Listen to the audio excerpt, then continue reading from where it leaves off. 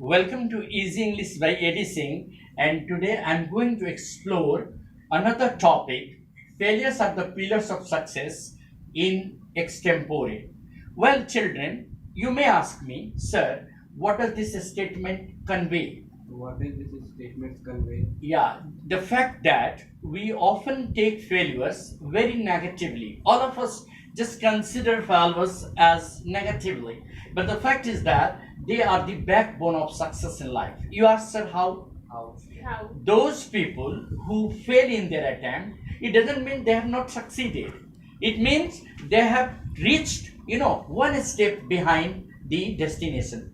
They have tried, they have got some success, but they have not achieved the ultimate success. For instance, those who climb the mountains in one step or in one go, they cannot climb the Everest. Am I right? Yes. They start climbing, they fail several times, thousand times they fail before they climb the top of the mountain. Yes. Does it mean they have failed? No, never.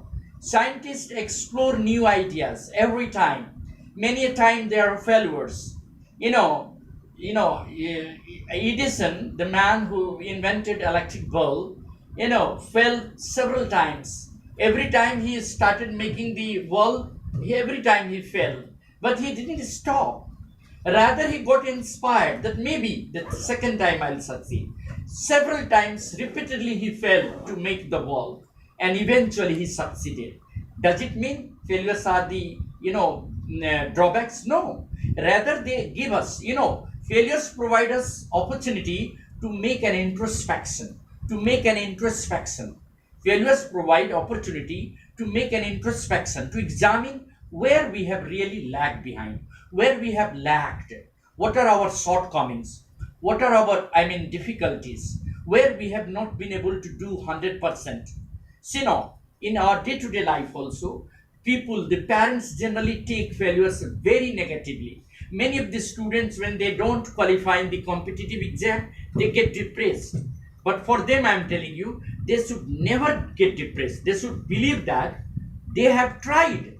They have tried to succeed. They have reached some of the milestones, but ultimately they have not reached the top that is required. So, one failure doesn't mean you have not succeeded. Two failures doesn't mean you have not succeeded. You are very close to, success. You see now, those people who construct buildings and monuments, they start constructing pillars by pillars. Am I right? Yes. They don't construct the whole building. So success is just like a building, and every step that you are doing, every work that you are doing in terms of achieving success is a pillar.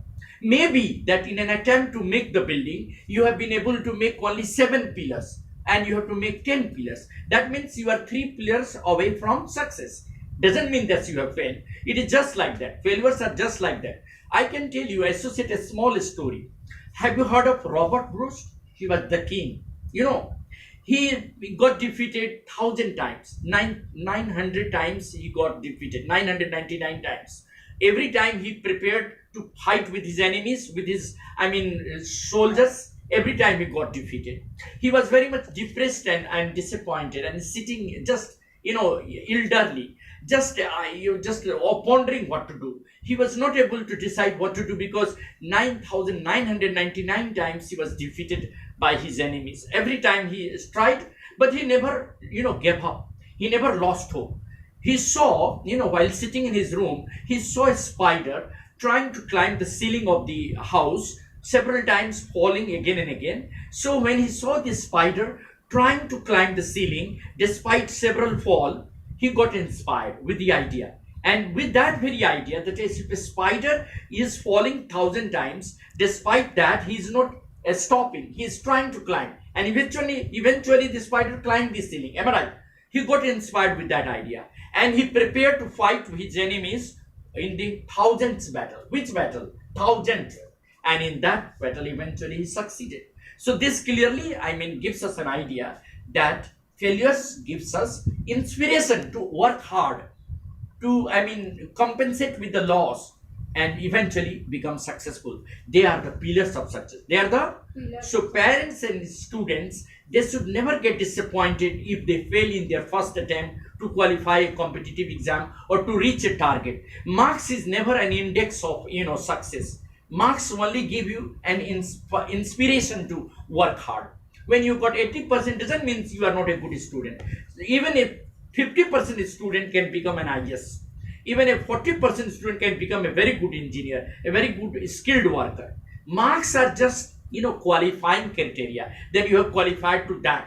You have, I mean, completed the syllabus in a very perfect manner, and that is why you have got 100% marks. Those who get, I mean, less than 90% doesn't mean they are poor. They have no knowledge.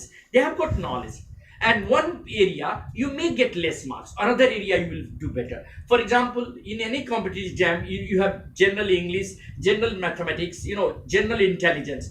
Your intelligence may be a little bit weak, but your general mathematics is good, your general English is good. By virtue of combining all the three, you can qualify any exam. So work at the area you are good at. A scientist used to say, we should always try to work at the area we are good at, excellent at. We should excel in our, I mean, good skill, and we should try to overcome our poor skill. It doesn't mean we should stop working in our poor skill. We should excel it, and sooner or later success will knock at our door. Thank you very much. I'm sure you have got some ideas about this, and it will help you a lot.